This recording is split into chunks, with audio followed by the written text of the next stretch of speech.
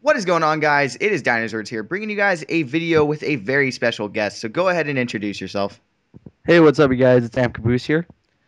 And what do you do on your channel, things like that? Where can people find you? There's obviously going to be links in the description for your stuff, but what do you do and stuff like that? Well, generally, I'm like a commentator. I like to do, quality commentaries, and I do injustice videos. I do comic book reviews, or at least I'm going to soon. And I also here and there do movie reviews as well. Yeah, I've been subscribed to Amp here for about a month or so, and I really do enjoy his content. I don't bring people on my channel, guys, unless I really do appreciate the videos they make and things like that. So, trust me, if you guys like my content, I'm sure you'll like his. So, go click the link in the description or the annotation on the screen right now to go to his channel. Make sure you subscribe, and let's get into this. So, what are we talking about today? What are we doing? What are we We're gonna talk about Iron Man 3.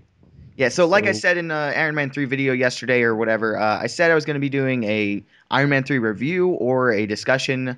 I decided to go with the discussion here with Mr. Caboose. So let's get this started. Did you like the movie? That's the first thing.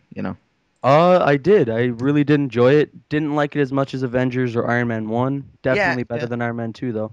Iron Man 2 is a pretty low bar to hit, but this movie, obviously, I don't think you could get to the point of an Avengers. You know what I mean? Until Avengers 2, like, there's not going to be. It's almost impossible to get to that point. You know what I mean? Yeah. Like No. that was a comic book ripped out of the comic book and put onto the silver screen. You know what I mean? And that's what I loved about it. I just watched it last night and I really enjoyed it again. Yeah, definitely. Like it really is a lot of fun watching that movie because it literally is a comic book brought to life. But anyway, guys, I enjoyed the movie. I was, Jay Rohr said like, dude, this fucking movie shit, and I was like, oh, I don't know about that. You know what I mean? Um, but I Yeah, went. no, I felt the exact same way. I was like, oh man, I totally disagree with, especially with J-Ro's video. Yeah, I mean, I didn't watch Jayver's video because I wanted to see the movie with an open mind and everything. I even didn't watch all the trailers because I wanted to come into this movie with a little bit of an open mind, and I'm glad I did because I really did enjoy it. You know what I mean? Um, Yeah, yeah. we'll get into some spoilers later. We're not going to say any spoilers right here, but let's go into the whole Aldrich Killian thing. How did you like that? Because he was in the beginning. That guy, man, Guy Pearce is ridiculous with the disguises. Oh yeah, like oh my God, I almost like I. It's not like I couldn't recognize him. You can definitely tell that Hmm. it's Guy Pearce. But in the beginning of the movie, he's like totally different from the way he is. And And wasn't he the guy from Prometheus, the old guy? yeah, I'm he pretty was. sure, Yeah, yeah. that Yeah, is. he's Yeah, that master was of him. disguise. He is. He is. I don't know why he's not with the CIA. FBI, maybe you never know. Yeah. Yeah, no, he was a great, like, just a great overall actor, and he was a great addition to the Iron Man series. Definitely better than some of the previous people who were added into the Iron Man movies. Yeah, Whiplash was Yeah, I don't not know about doing it that. for me.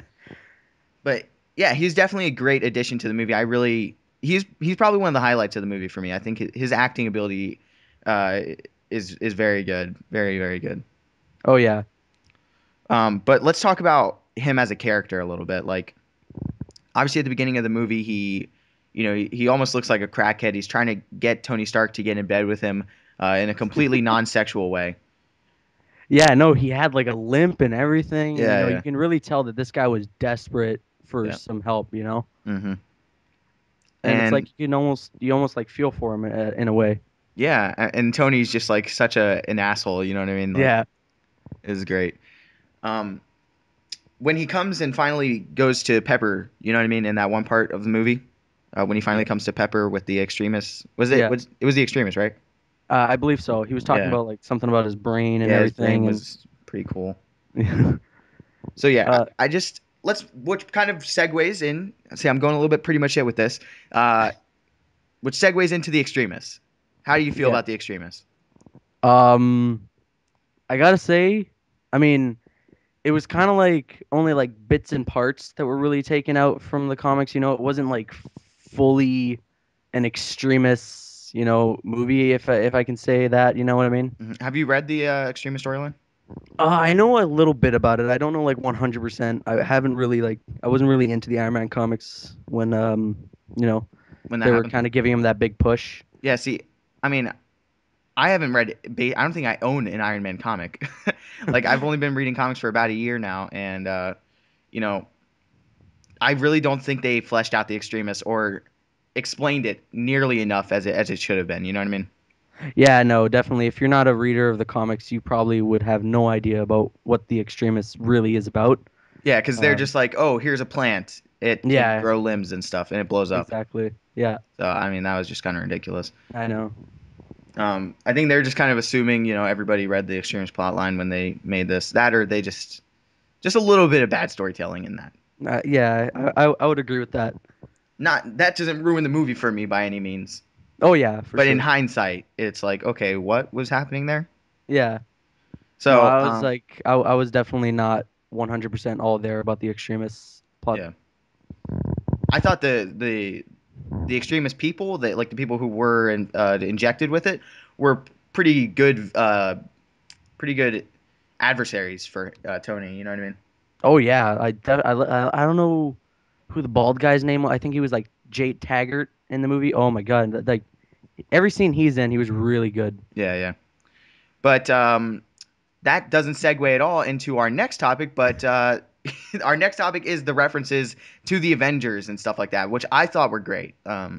Specifically, one where he was in the Tennessee the Tennessee town or whatever, and Yeah, said something about the Avengers, and all those references were great. I think. I mean, they were great, and a lot of people are like, well, where is the Avengers? I mean, although I can agree, like there's no Avengers in this movie, it didn't really make sense. They make a lot of references to them, but they don't really show up. I mean, it makes sense, they don't, but at the same time, I prefer it to be a solo movie rather than having so many cameos from like, Yeah. different Marvel Universe characters. I mean, it's not called Iron Man and the Hulk. You know what I mean? It's called Iron Man. Yeah, yeah, So, I think if people were like expecting Bruce to come in and be like, "Yo, what's up? I'm the Hulk. Let me help you," like, you know what I mean? Like, it's called Iron Man. yeah, I don't know why you'd expect that. Just because now that it's a joint universe doesn't mean every single time something happens they're going to be like together. That doesn't even happen in the comics. So exactly, why would it exactly. happen in a movie? Yeah. But this next topic is extreme spoiler territory. So if you haven't seen the movie, please do not watch this. The rest of this little point. You can click the annotations there on the screen. You can go around and stuff, but don't watch this Mandarin portion. Please, I beg. It's a really good part, and you don't want to see it before you've seen the movie. So let's get into this. All right. The Mandarin. How'd you feel Huh. about it? I don't know. I mean, okay, a lot of people really enjoyed it just because it was extremely comedic and, It kind of was like funny. it really did fit the way the tone of the movie was going. Hmm. But it kind of just like it sucked me out of the movie for a little bit because it was like really good dramatic scenes and really incredible action scenes. And you're watching like Tony Stark just fall down to rock bottom. Yeah. And then that happens. And I'm just like, eh. But it didn't completely take me out of the movie. I still really enjoyed the rest of the movie with that being the major plot twist. See, I personally haven't read, like I said, like any Iron Man comics. Like I probably read an Avengers book where he was in it, but I mean, I haven't read any specific issues where Iron Man was going up against the Mandarin.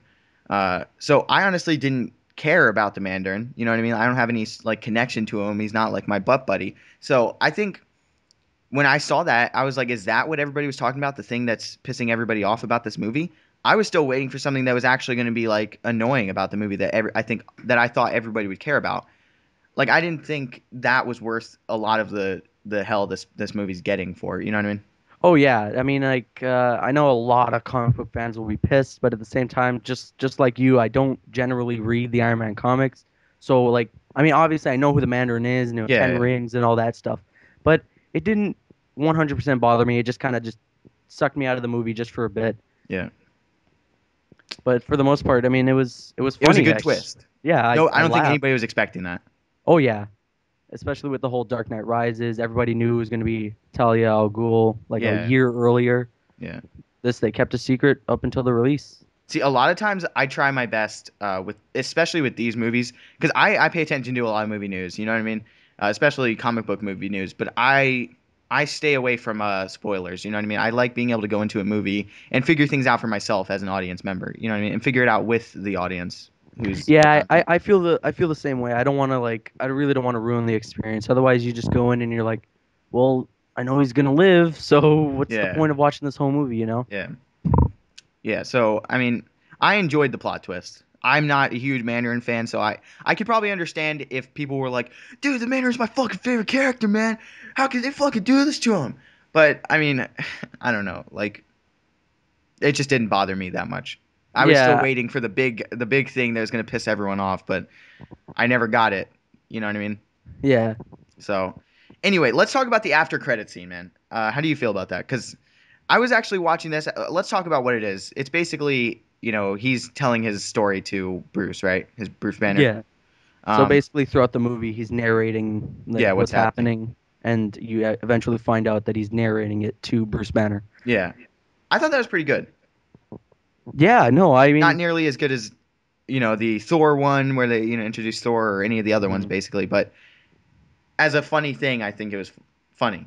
Ironically, not really, but I thought when it it, was hilarious when I was yeah, in the it was movies. really funny. I was enjoying that moment. But when it comes down to it, everybody's like, "Oh, why was there no like Guardians of the Galaxy stuff or, Captain America 2 stuff?"